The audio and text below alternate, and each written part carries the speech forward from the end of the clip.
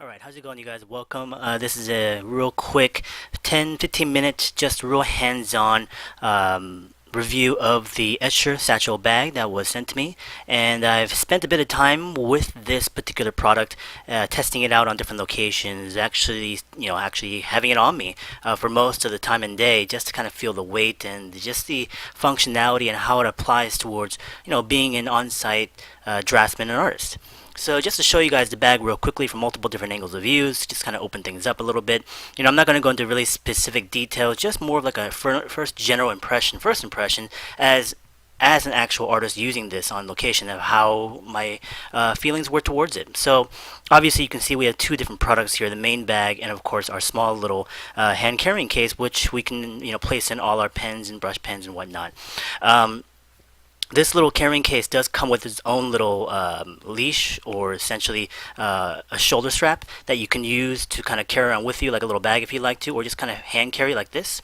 It can be combined together with the larger bag, which I've done so, because if you want to carry extra tools, pens, brushes, whatnot, of course it creates more space for you to be able to fill in that much more. Now these straps on the side of the bag can be removed. As you can notice on the bag itself, we have these MOLLE straps, so you can basically customize as much as you want to with this bag in terms of adding pouches or extra straps or whatever you want to. And these straps here would actually be very, very good to place in things like tripods or other types of tools you'd want to carry around that are longer. And it does work well for this small little carrying case, which I, again, have used it for this particular session a couple times. It does get a little bit bulky here and there, especially once you start to pack in a lot more pens. So it's not the most space-saving approach, but it does give you the opportunity to carry a lot more tools around with you. But in most situations, I like to carry them, now that I've kind of handled it a little bit, I actually would like to carry them more separately, because if I don't have my actual bag, I'd probably carry around a smaller hand pack just for the tools that I need to have. These don't have any kind of buckle systems. As you can notice, there are little G-hooks there that you can undo the front panel. And we'll take out the small little hand pack and put it to the side for right now, because I'm going to focus on the big bag first. You can unzip the front end, and it does handle kind of like a sleeve or pocket, which you can unzip and have full access to all your stuff. Inside you have a lot of small little pockets and arrays of things you can place in more additional pens. I put my watercolor case in there. You can put things like hard drive discs. I put a lot of refill packs inside, the little net casing, charger cables in there as well too. So it does fit quite a bit. This actual sleeve encasing can also be removed. It has extra larger sleeves in there as well, but it's all Velcro, and you can remove it completely if you don't want that in there, and it'll actually put it in a different area of the bag also altogether. So pretty handy in terms of being modular. There is a more permanent little sleeve system in there, which you can probably put in a small iPad. I have a small Surface Pro 4, and it does fit in very snugly inside of that, so there's no wiggle room. It won't bend at any point, so it's very secure, and it does handle that particularly well. Once you've zipped it up, again, it does become just a sleeve. That extra bit of material does fold over, so it does help in terms of resisting having any water coming in there. The material itself is actually pretty nice. I quite like it quite a bit. You can see a bit of trim of leather here and there. There's some outside packs as well too. The inside is quite soft material, but the exterior is like this waterproof, really, really nice rugged material that can probably handle and last a good while. The little straps here for the zippers are okay. They're leather, but they're quite flimsy and thin. I do believe they're going to replace them at some point. Again, there's a lot of potential here for this thing to be customized by the actual consumer. So if you wanted to replace things like little zipper ends, or even the straps itself, having extra pouches and all that kind of stuff, again, there's a lot of room for playing around for this particular bag. As you notice, as we unzip the main compartment, you can see a pad of paper inside there, and we do have these little Velcro pads that have essentially little straps or elastic bands around it, so you can actually secure, let's say, like an iPad or even pads of paper or sketchbooks down onto that harder surface. And again, it's a very hard surface, so it's good as a drawing platform. So I carry around just a stack of regular paper. This is kind of a little bit of a cover stock, heavier tone paper, but you can use pads of watercolor or even sketchbooks. It doesn't have to be secured on there. It is nice because when you do unzip it, and if it's secured, things won't just fall out. It will be remained in there. So if you just kind of loosely placed in things inside this main compartment and you unzipped it to basically just have access to it, or even to convert it into a drawing platform, it can fall out. This side of the bag, I essentially put it in the netting, which can also be removed, and that has a zipper access to it.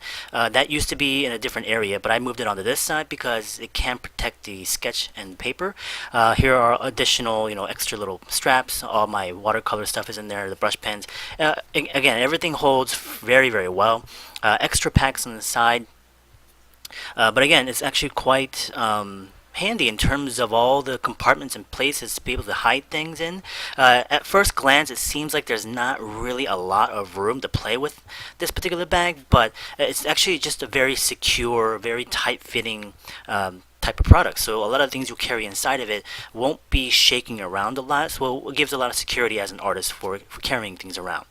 As you notice, as I flip this bag around, and you can see that we can use two buckle systems to connect together, and it does basically secure it. That buckle system is a little bit weak in my opinion. I do wish it was a little bit stronger. Again, these are things that I could potentially replace. I would love to get quick release systems, much like I would use on things like airbrushes and stuff like that. Quick release systems are really handy, and it could go a long way in terms of being able to have an easier time putting this thing together when you need it to go draw or paint on location. The zippers are extremely smooth. Again, most of the materials, majority of the materials here are very high quality. The front straps right there with the little bands on them can also basically you can put a lot of pouches on those as well too. The straps themselves easily adjustable. And this is the interesting part here, was where you can actually then detach them with hooks. We have hooks up there with buckles on the top, and those can be placed on any four corners of the loops. And essentially, when you then completely disassemble it or detach them, it can be rearranged as a different carrying system. So the bag essentially has three main ways to be used, and one is right now as it stands as a backpack. So that's actually quite nice. The original Nomads were just a shoulder strap, which I've had, and I'm not a big fan of shoulder straps anymore because of the weight that it puts on my shoulders. So backpack was what I was looking for. However, you do have the option to make this into a shoulder strap, just like I'm doing right now. You just attach it to the four corners, and then you have a shoulder strap, like a satchel, essentially ready to go. Again, the strap itself is very comfortable, good enough padding on there. As you can notice, as you connect them together, this strap does have Velcro that connects it together. So again, a very handy pack in terms of versatility. As we then disconnect it, and just by switching it over to a different area, and then as I would then unfold it to the other side, it would be essentially a drawing surface platform. So I can then hold it standing up straight, and I can draw on top of that. You can see in the center of the pack right there on the back end, you see a plate with a little round screw point, and that's for the tripods where you can connect, let's say, like a platform to basically go plein air painting and whatnot. So again, very handy. The original prototypes didn't have any kind of cover, so it was a little bit clunky right there, but they solved that quite nicely. And the backing does have a pretty good padding. Here is the format in terms of the way it would look once you then fold over the bag itself. Then we have the strap, which then that goes over your head, and you would have a free motion to be able to go in there and paint and draw as you are standing. And now that I've used it a little bit here and there, and I'll talk more about this in detail as we go into a scene, a shot where I can show you how it looks on location. Now, as I'm going through this bag, you might seem to think to yourself, "Wow, this is it seems complicated. It's a lot of work to it." And at first, there is a bit of a learning curve in terms of like which parts you connect it to, how you get full use and functionality of it. So really, it's one of those things that you just have to use to actually learn from. And even then, like I said, I'm sure you'll find ways you'll find comfortable for yourself rather than other people. So again, there's a great thing about this particular bag is that it's extremely versatile in terms of its multifunction and purpose and use for draftsmen, for plein air painters, whether you're going on to location to draw specifically or to go set up on a location for a long term and to set up as a plein air platform. So again, here's the backpack look, which is what I primarily keep it at. I prefer the backpack officially, and those are the two products put together. The G hooks right there, not that bad. So here we are at the location. I took it to the Long Beach Aquarium just to show you guys real quickly on site, and this is in real time, of how fast it takes to be able to transform this from a backpack to a platform to be able to draw on. So as you see, I connected two parts, the buckles together. I then reconnect the lower aspect of the hook to the top left, and then I unzip to fold over. Now as I'm unzipping, as I talked about earlier, if there's a lot of loose things in your bag, you can imagine everything would just fall out. So I would definitely say before you go into any location, you go through your bag and secure everything that needs to be there before any trip, and just to make sure that you don't have things flopping around. The only difficult part I find out is just this aspect right here of hooking to the back end system to fold over, and so that it does create the platform. It's a Again, it can be a little bit clunky, especially the heavier your bag is, the harder that can be to actually do standing up. So you'd probably want to kneel down or get on the floor, but even then, you might not want to try to do that because, again, it feels uncomfortable. So you want to just kind of be standing and doing things really quickly. So with a few adjustments on the strap, things do get in pretty tight. But as you can notice, it doesn't take that much time, maybe a couple minutes, 3 or 4 minutes here and there to do the complete transformation to a platform to draw. So here's that same stack of paper. I'm just using a brush pen to draw an observation, and as you can notice, the platform is nice and steady. There's no wiggling. It doesn't sway from one side to the other. The strap does hold nicely.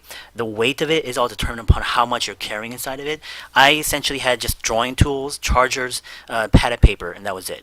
The more sketchbooks you carry around, the harder it would be to do this. So again, I would recommend one, maybe drawing or sketching book or pad of paper to carry around with instead of multiple.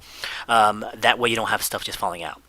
So as I'm drawing on top of this, I was maybe drawing for, I don't know, 5-10 minutes here and there. And, I've been to several other locations using this kind of rig and setup. And I would say that, I actually have a very sensitive neck and upper back because of due to previous injuries and such. So satchels and shoulder straps have always caused me a lot of pain and kind of pressure as I would walk around in them or do hiking or to go draw on location. So I tended to always put them on the ground. As I would draw, I would hold the sketchbook in my hand.